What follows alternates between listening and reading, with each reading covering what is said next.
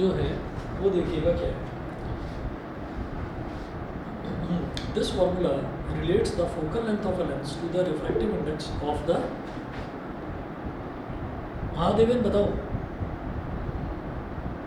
Sir doubt है जो आपने वो कल करवाया था हाँ हाँ मैंने कल मीट परसों उसमें डाउट है। हाँ बताओ ना।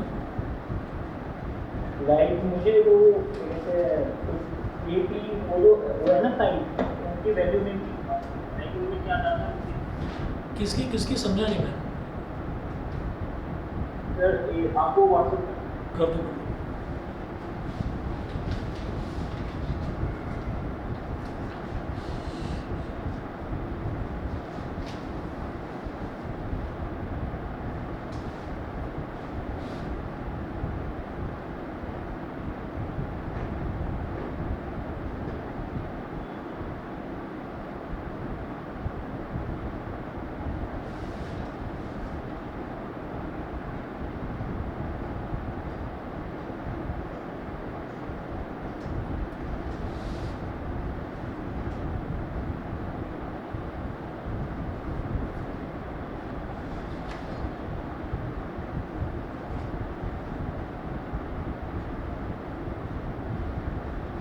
सर ये मैंने सॉल्व किया था उसका कॉन्वेक्स लेंस का और ये मुझे आगे मतलब एक बार बता दीजिए।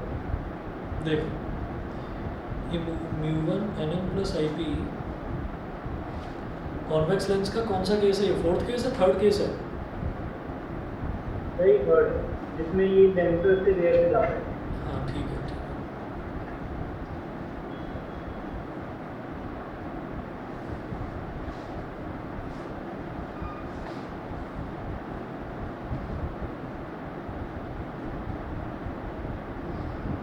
सर मैं यहाँ तक पहुँच जाता हूँ और इसके आगे ना मुझे समझ नहीं आता कि हाउ टू सॉल्व। मैं बता रहा हूँ, ये जो आपके नोट्स हैं नोट्स में page number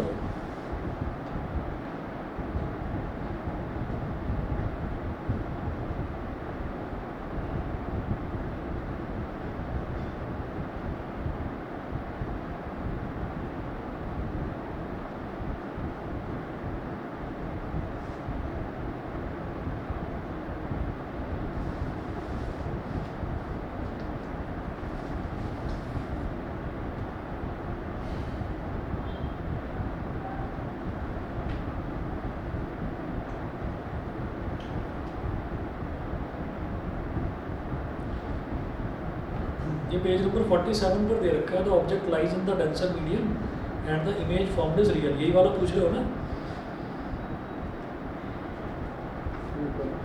the object lies in the denser medium and the image formed is real. अच्छा तो इसमें यहाँ पर डायग्राम तो मैं नहीं बना रहा हूँ।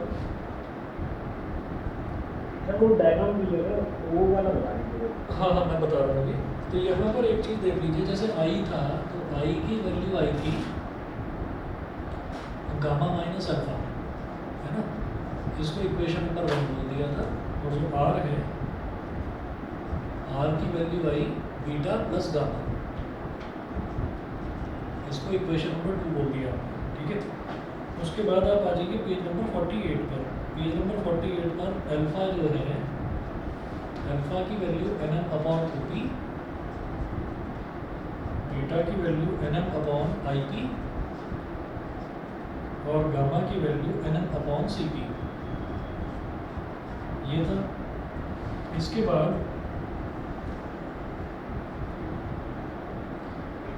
बाद हमने ये देखा था कि हम डेंसर से रेयर मीडियम में जा रहे हैं, तो हम ऐसे करेंगे 2μ1, डेंसर मीडियम को हम 2 बोलते हैं और रेयर मीडियम को हम 1 बोलते हैं। तो 2μ1 sin i upon sin i ये हो जाता है। अब जब इसका रेशो लेंगे तो refractive index of medium 1 with respect to medium 2, ये हो गया μ1 upon μ2 is equal to sin i upon sin i, ठीक है? तो μ2 sin i, हम sin i वाले को लेफ्ट हैंड साइड पर रखते हैं, μ2 sin i is equal to μ1 sin i, ठीक है? फिर μ2i is equal to μ1 r, ठीक है? अब मैं वहाँ पहुँच रहा हूँ जहाँ तक तुम पहुँचे थे, तो उसमें गलती अभी समझ में आ जाएगी। तो ये म्यू2 है, और म्यू2 के बाद आई की वैल्यू आपको लेनी थी gamma minus alpha, gamma minus alpha. तुम चेक करो, मुझे यहाँ पर गड़बड़ लग रहा है, क्योंकि मुझे माइनस नहीं, मुझे प्लस साइन नज़र आ रहा था तुमने जो भेजा उसको। म्यू1 इंटू आर की वैल्यू है बीटा प्लस गामा। अब जो म्यू2 है वो एज इट इज रहेगा, गामा की वैल्यू डालेंगे NM upon C P, NM upon C P, minus alpha की value NM upon O P is equal to mu one, beta की value NM upon I P plus gamma की value NM upon C P.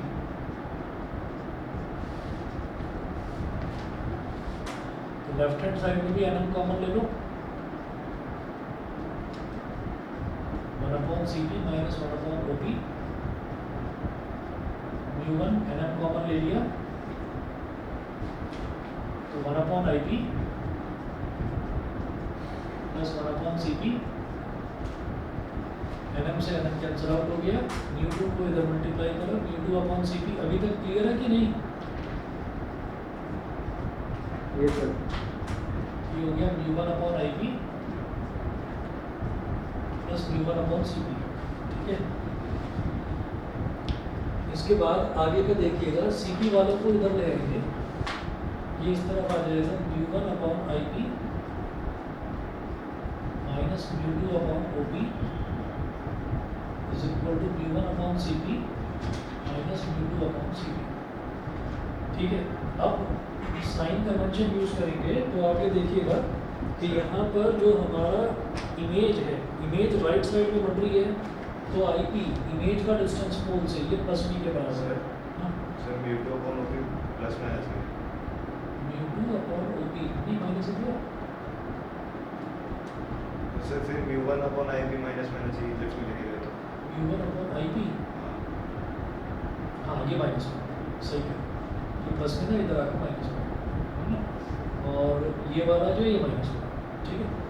चलिए जी, अब जरा देखिएगा I P is equal to v, और जो are है सेंटर ऑफ कर्वेचर लेफ्ट में है, तो C P is equal to minus R, object तो हमेशा लेफ्ट में होता है, तो O P is equal to minus v. अब ये वैल्यूज यहाँ पर डाल देंगे, तो ये हो जाएगा mu one upon V minus mu one upon V minus mu two upon O P की वैल्यू कितनी है minus U is equal to mu one minus mu two upon C P, C P कितना माइनस है, ठीक है। ये माइनस माइनस कट जाएगा, ये प्लस हो गया,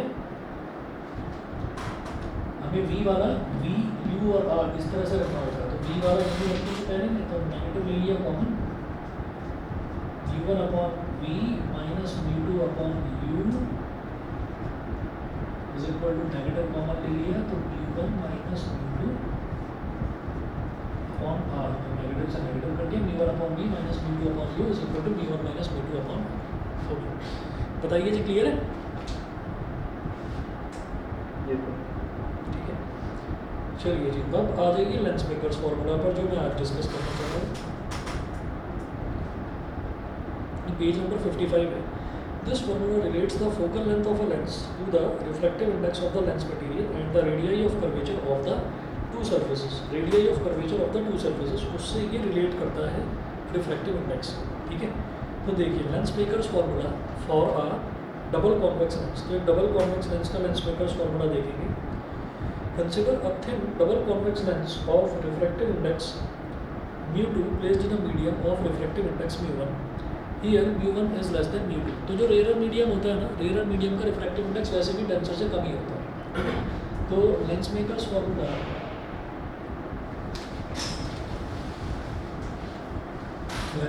फॉर्मूला में भी आपके देखिएगा कि डेरिवेशन इसमें लंबा भी नहीं है, डेरिवेशन तो छोटा सही है, बस जो डायग्राम है डायग्राम ढंग से समझिए।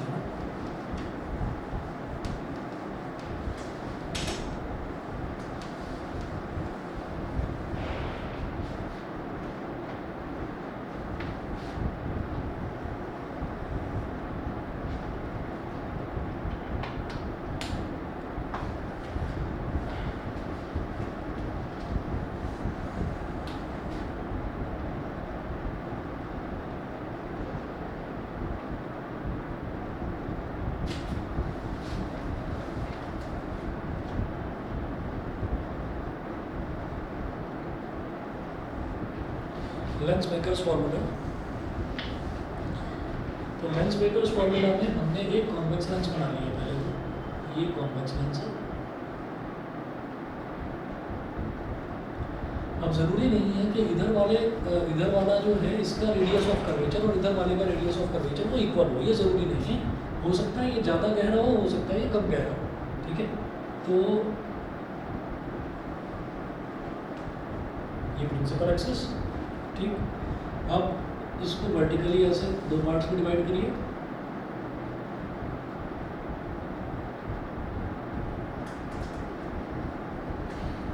तो पहले ये वाली सरफेस आ रही है, जब इधर से कोई भी ऑब्जेक्ट में से रे ऑफ लाइट निकलेगी तो पहले ये वाली सरफेस है, तो इसका सेंटर ऑफ कर्वेचर इस तरफ लाई करेगा, ठीक है। तो इसलिए उसको बोल दिया हमने C1। उसके बाद जो रे ऑफ लाइट है वो बाद में इस दूसरी सरफेस से टकराएगी। तो पहली सरफेस ये है तो उसका सेंटर ऑफ कर्वेचर इधर होगा, ऐसे ही दूसरी सरफेस है इसका सेंटर ऑफ कर्वेचर इधर होगा, तो इसलिए उसको C2 बोल दिया।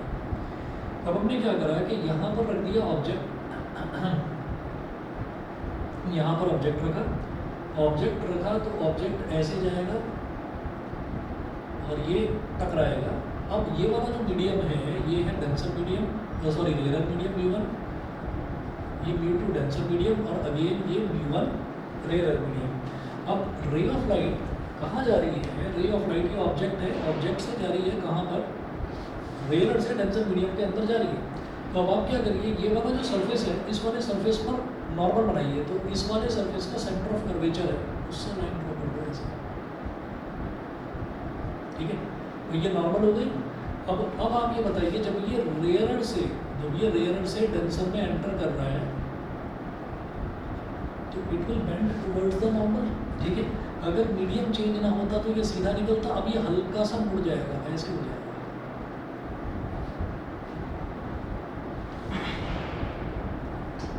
इतना समझ में आ गया कि ये अब यहाँ पर आ गया। अब कहानी ये है कि मानिए कि सबसे पहले हमारे पास बस यही सरफेस है और आगे वाली सरफेस है ही नहीं, तो इमेज कहाँ पर बनेगी? आप ये देखिए, ये ऐसे मुड़ गया ना, तो यहाँ पर इमेज बनेगी। इसको मैंने बोल दिया I1। यहाँ पर इमेज बनेगी। ये जो इमेज बनी है ना, ये बनी तो नहीं है एक्चुअल में। क्यों नहीं बनी? इस वजह से नहीं बनी क्योंकि ये रे ऑफ लाइट यहाँ पर फिर एक दूसरी सरफेस से टकराती है, और अब जब इस सरफेस से टकराती है तो अब वो डेंसर से रेयर में जाती है रे ऑफ लाइट। तो हम ये कहेंगे कि ये इमेज एक्चुअल में बनी नहीं। लेकिन अगर इस सरफेस के रिफ्रैक्शन की बात करेंगे तो इस सरफेस के लिए इमेज यहाँ पर बनेगी, लेकिन बनी नहीं है एक्चुअल में। तो इसलिए इसको क्या बोल देते हैं? वर्चुअल इमेज बोल देते हैं। ये इस ऑब्जेक्ट की वर्चुअल इमेज हो गई, और ये वर्चुअल इमेज इस दूसरे सरफेस के लिए वर्चुअल ऑब्जेक्ट का काम करेगी। मेरी बात समझ में आ गई? ठीक है, दोबारा से सुनिएगा कि जो चीज़ सचमुच में नहीं होती, नकली तरीके पर होती है, उसको वर्चुअल बोल देते हैं। तो मैंने ये कहा कि मेरे को ये मालूम है, जो मैंने ये इतने सारे फॉर्मूले डिराइव करे ना, रेयर से डेंसर, डेंसर से rare, convex spherical surface, concave spherical surface, तो ये हमने एक सरफेस को लेकर करें। तो अब हमारे पास ये पहली वाली सरफेस है। इस पहली वाली सरफेस के हिसाब से अगर ये अगली सरफेस ना होती तो ये रे ऑफ लाइट ऐसे जाती, यहाँ इमेज बन जाती, ठीक है। लेकिन एक्चुअल में तो बनी नहीं इमेज। क्यों नहीं बनी? क्योंकि उसको फिर से रिफ्रैक्शन सफ़र करना पड़ रहा है रे ऑफ लाइट को, क्योंकि लेंस जो है अभी कंप्लीट नहीं हुआ। तो हम ये कहेंगे कि इसकी जो इमेज है, पहली वाली सरफेस का जो रिफ्रैक्शन हुआ है, उसकी एक वर्चुअल इमेज यहाँ पर है। अब वो अगली सरफेस के लिए वर्चुअल ऑब्जेक्ट का काम करेगी, यही वर्चुअल इमेज। मैंने आपको बताया था कि जब यहाँ पर ऑब्जेक्ट है तो इधर जो भी, जब पहले सरफेस पर जो भी इमेज बनेगी, उस इमेज की इमेज बनाती है फिर ये दूसरी सरफेस, ठीक है। तो इसकी इस सरफेस की इमेज यहाँ पर है, और ये इमेज एक वर्चुअल ऑब्जेक्ट का काम करेगी दूसरी सरफेस की, ठीक है। अब बात करते हैं दूसरी सरफेस की। तो जो दूसरी सरफेस है वो ये है। तो यहाँ पर ये आ रही है लाइट, रे ऑफ लाइट, तो ये दूसरी सरफेस के लिए इंसिडेंट रे ऑफ लाइट है। आप समझिएगा। तो फिर यहाँ पर भी नॉर्मल बनाओ। यहाँ का नॉर्मल, इस सरफेस का नॉर्मल कैसे बनेगा? इस सेंटर ऑफ कर्वेचर से इस पॉइंट को ज्वाइन करो, पॉइंट ऑफ इंसिडेंस को कर दिया ज्वाइन। भाई डेंसर से रेयर में जा रहे हैं, तो ऐसे तो रे ऑफ लाइट ऐसे ही जाएगी, लेकिन it will move away from the normal. तो डेंसर से रेयर में जाने पर वो क्या होगी, वो अवे फ्रॉम द नॉर्मल, तो उसका जो रेगुलर पाथ है उससे नॉर्मल की तरफ ना झुककर इधर झुकेगी।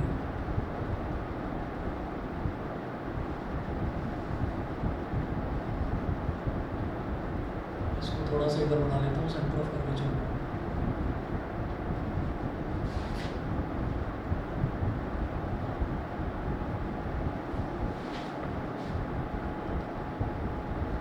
भाई फाइनल और एक्चुअल इमेज ये बन गई आई। ये समझ गए कि नहीं ये बताओ? ठीक है, हाँ जी ऑनलाइन वाले बताएं, कौस्तव, कनक और देवेन सभी बताइए, क्लियर है? Yes sir. ठीक है, अच्छा जी। अब आप ये देखिएगा कि जो हमने डायग्राम बना रखा है उसमें ये आई इधर आ रहा है सेंटर ऑफ कर्वेचर से, उससे कोई फर्क नहीं पड़ता। आई इधर हो जाए, सेंटर ऑफ कर्वेचर इधर हो जाए, उससे कोई फर्क नहीं पड़ेगा। इट ऑल डिपेंड्स कि आपका जो सेंटर ऑफ कर्वेचर है वो यहाँ से, मतलब ये वाला सरफेस है ये कितना गहरा है, तो उससे कोई फर्क नहीं पड़ेगा, ये चलेगा मेरे को इस तरह से भी अगर आ रहा है आगे पीछे कोई बात नहीं। अच्छा जी, अब इसके बाद हम क्या करेंगे, अब जरा देखिएगा, डायग्राम तो ये हो गया इसका, ठीक है। अब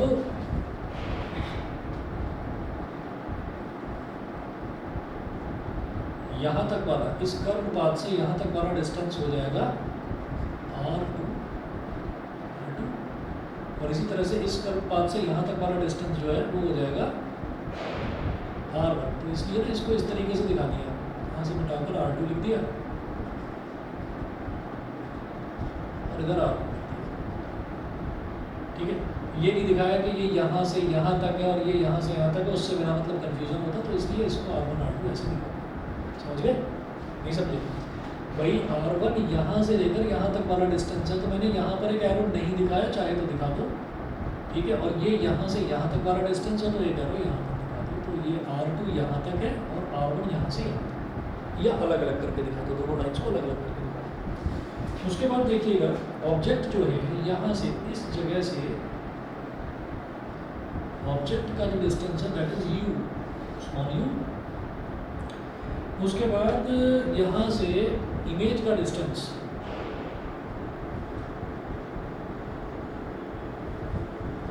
इसको बोलेंगे v1, मैंने नोट्स में गलती से v ही लिख दिया है, v1 है जबकि ये, और यहाँ से इमेज तक का जो डिस्टेंस है, तो फाइनल जो इमेज बन रही है दैट इज v। यहाँ तक क्लियर?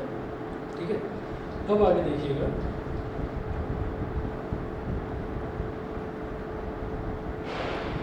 डायग्राम जो बना रखा है नोट्स में, उसके आगे जो लिखा हुआ है वो सुनिए जरा।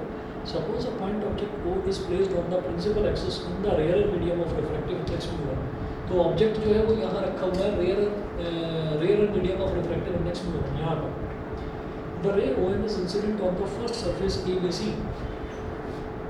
The ray OM, इस पॉइंट को M बोल दिया, इस पॉइंट को N बोल दिया, और इसको ऐसे बोल दिया, ये है पॉइंट A, ये है पॉइंट B, ये वाला पॉइंट है C, और ये वाला पॉइंट है D, A B C D, इस तरह से कर दिया इसको, ठीक है। तो द रे OM is incident on the first surface ABC, ये पहली वाली सरफेस है ABC, तो रे OM यहाँ पर इंसिडेंट होती है। नेक्स्ट पेज पर आइए, पेज नंबर 56 पर, इसमें है it is refracted along MN, ये ray of light along MN refract होती है bending towards the normal at this surface, normal की तरफ झुकते हुए, क्योंकि रेयर से डेंसर में जा रहे हैं। इफ द सेकंड सरफेस, अब सुनिए वही कहानी जो मैं बता रहा था, if the second surface ADC पर एब्सेंट, अगर ये सेकंड सरफेस होती ही ना तो क्या होगा, the ray MN would have met the principal axis at I1, तो ये MN रे जो है ये जाकर सीधा I1 पे मिलती प्रिंसिपल एक्सिस को, ठीक है। So we can treat I1 as the real image formed by first surface ABC in the medium of refractive index mu2। तो हम ये मानेंगे कि अगर ये ना होता तो ये I1 जो है ये फर्स्ट वाले सरफेस की इमेज बनी हुई होती, समझ गए? इतना क्लियर? आगे चलते हैं।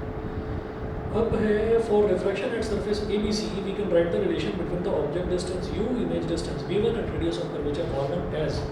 हम कहाँ से कहाँ जा रहे हैं, फर्स्ट सरफेस की अगर बात करें तो हम कहाँ से कहाँ जा रहे हैं, रेयरर से डेंसर में, रेयरर से डेंसर में, रेयरर से डेंसर में जब हम जाते हैं तो हम लिखते हैं mu2 अपॉन v, ठीक है। तो v क्या आएगा, v1 minus mu1 upon u, ठीक, और is equal to mu2 minus mu1 upon r1। अभी किसी के दिमाग में ये तो नहीं आ रहा है कि इसमें नेगेटिव लो और पॉजिटिव लो, अब कुछ नहीं लेना। वो नेगेटिव पॉजिटिव लेकर ही ये फॉर्मूला आया था, ठीक है। वो नेगेटिव हो या पॉजिटिव हो, हमने सरफेस कॉन्वेक्स हो या कॉनकेव हो, कोई मतलब नहीं। हमने सिर्फ ये देखा था अगर रेयर से डेंसर में जा रहा है, ठीक है, तो इधर पहले μ2 आएगा फिर μ1 आएगा, इधर पहले μ2 आएगा फिर μ1 आएगा, दोनों के बीच में नेगेटिव साइन है, नीचे आएगा v u और r, तो कोई नेगेटिव वेगेटिव नहीं। वो सब एज्यूम करने के बाद, वो लेने के बाद ये फॉर्मूला डिराइव हुआ था, समझ गए। तो यहाँ मत लगा देना कि नहीं मैं तो इसको प्लस v1 लिखूंगा और इसको माइनस u और इसको जो है प्लस r1, ठीक है। तो वो कुछ नहीं करना, अब नहीं करना कुछ भी, ठीक। अच्छा जी, ये हो गया हमारे पास, इसको बोल दीजिए इक्वेशन नंबर 1, ठीक है। μ2 upon v1 minus v1 upon u is equal to μ2 minus v1 upon r1 for refraction at second surface. I1 acts as a virtual object. Virtual object हमने पहली बार सुना। Virtual object placed in the medium of refractive index μ2 and I is the real image formed in the medium of refractive index μ1. तो जो I है वो अब real image बन रही है उसकी। तो अब आप क्या करेंगे, अब आप डेंसर से रेयर में जा रहे हैं, आप डेंसर से रेयर में जा रहे हैं, तो ये क्या हो गया, और सरफेस ABC, ABC सरफेस के लिए हुआ। उसके बाद बात करेंगे, अब रिफ्रैक्शन इसका होगा for ADC, for surface ADC। जब ADC सरफेस की बात करेंगे तो हम कहाँ से कहाँ जा रहे हैं, अब हम डेंसर से रेयर में जा रहे हैं। जब डेंसर से रेयर में जा रहे हैं तो पहले μ1 आएगा फिर μ2 आएगा, ठीक है। नीचे वही आता है v u और r, तो पहले आया μ1 फिर आया μ2 इज इक्वल टू यहाँ पर भी μ1 माइनस μ2, ठीक है। दूसरी वाली सरफेस का रेडियस ऑफ कर्वेचर है r2, देखिए r2, इसके नीचे v आता है, v यानी कि इमेज, तो इमेज तो फाइनली अब v बन रही है, तो μ1 अपॉन v माइनस यहाँ पर आएगा क्या, v2 अपॉन u आएगा, तो u क्या है इस केस में, v1, बिल्कुल सही, v1। क्यों, क्योंकि पहले केस की जो वर्चुअल इमेज है वो दूसरे केस के लिए वर्चुअल ऑब्जेक्ट का काम कर रही है, तो ये जो v1 है ये इसका u है, समझ गए, ठीक है। चलिए ये हो गई इक्वेशन नंबर 1 और इक्वेशन नंबर 2। फिर क्या करना है, दोनों इक्वेशंस को ऐड कर दो, add equation 1 and 2।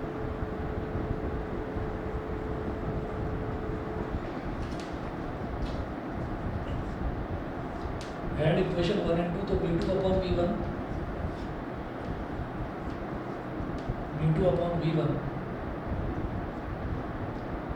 Minus μ1 upon u plus μ1 upon v minus μ2 upon v is equal to μ2 minus μ1 upon r1 plus μ1 minus μ2 upon r2, हो गया। यहाँ से देखेंगे minus μ2 upon v1 plus μ2 upon v1 cancel out हो गया, ठीक है। और इधर से मैं ये देखूंगा कि ये हो गया μ1 upon v minus μ1 upon u is equal to, इधर हो गया μ2 माइनस μ1 अपॉन r1, और इधर मैं माइनस कॉमन ले लूँ ताकि ये भी μ2 माइनस μ1 बन जाए। इससे होगा क्या, मैं μ2 माइनस μ1 कॉमन ले लूँगा, ये μ1 माइनस μ2 है, तो इसमें से अगर माइनस कॉमन ले लिया तो क्या हो जाएगा, μ2 माइनस μ1 हो जाएगा, ठीक है। और अपॉन में r2, ये हो गया। इधर न्यूमरेटर में μ1 तो μ1 ले लिया कॉमन, ये आ गया μ1 कॉमन, ब्रैकेट में क्या बचा, 1 upon v minus 1 upon u is equal to μ2 minus μ1 common लिया, तो इधर ब्रैकेट में क्या बचा, 1 upon r1 minus 1 upon r2। अब μ1 को इधर ले जाओ, 1 upon v minus 1 upon u is equal to μ2 minus μ1 upon μ1, और ब्रैकेट में 1 upon r1 minus 1 upon r2, ठीक है। This is lens makers formula, ठीक है। बल्कि इसमें थोड़ा सा चेंज और भी करते हैं, बताता हूँ अभी। इसको नहीं कहेंगे लेंस मेकर्स फॉर्मूला, रुक जाइए, हम ये कहेंगे अब इसमें एक कंडीशन और लगेंगे, ठीक है। लेंस मेकर्स फार्मूला का मतलब क्या है कि जो बैठकर लेंस बना रहा है उसको उसका फोकस सेट करना पड़ेगा। जब भी हम कभी किसी लेंस की बात करते हैं तो हम ये कहते हैं भाई लेंस की फोकल लेंथ कितनी है, क्योंकि फोकल लेंथ हमको पता होगी तो भाई उससे हम पावर निकाल पाएंगे। भाई पावर की तो बात होती है ना लेंस की। तो अगर फोकल लेंथ मेरे पास है तो उसको मीटर में कन्वर्ट करके उसका रेसिप्रोकल कर दो तो पावर आ जाती है। तो इसलिए वी और यू की कोई कहानी नहीं, सीधा सीधा ये कहा जाता है कि जब लेंस बनाया जाता है तो हम जो ऑब्जेक्ट डिस्टेंस है, ऑब्जेक्ट को ये मानकर चलते हैं कि ऑब्जेक्ट जो है इन्फिनिटी पर रखा हुआ है। ऑब्जेक्ट इन्फिनिटी पर रखा हुआ है तो if object is kept at infinity then image is found at focus. अगर ऑब्जेक्ट इन्फिनिटी पर रखा हुआ है तो उसकी जो इमेज है वो फोकस पर बनती है, ये रूल है।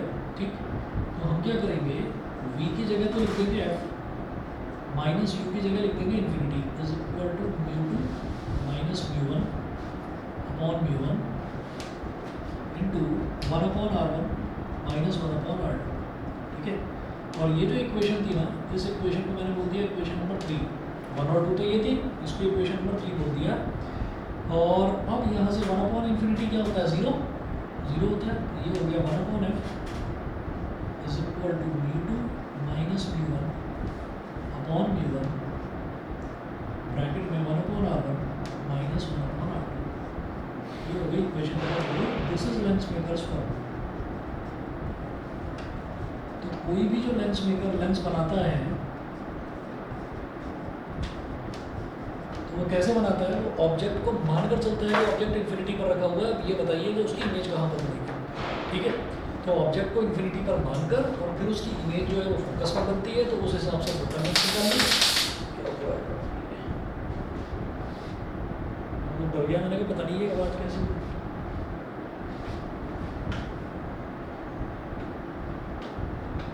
चलो जी,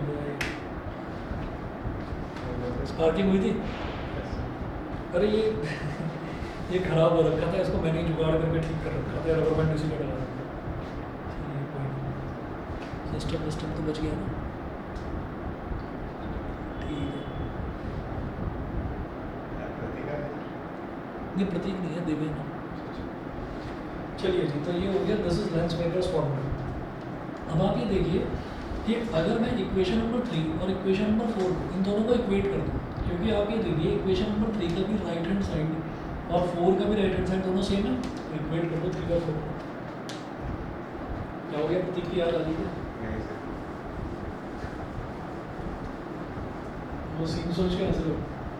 मैं सोच रहा था जब YouTube पे वीडियो डालेंगे तब कैसा था।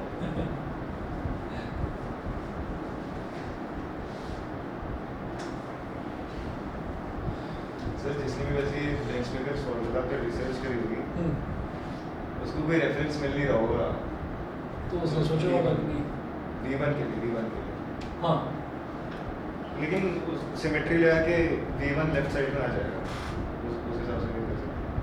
उस हिसाब से भी कर सकते हैं। अब जरा देखिएगा इक्वेटिंग 3 और 4,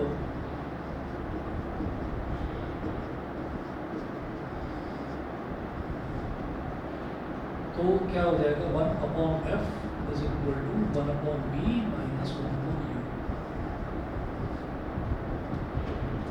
दिस इज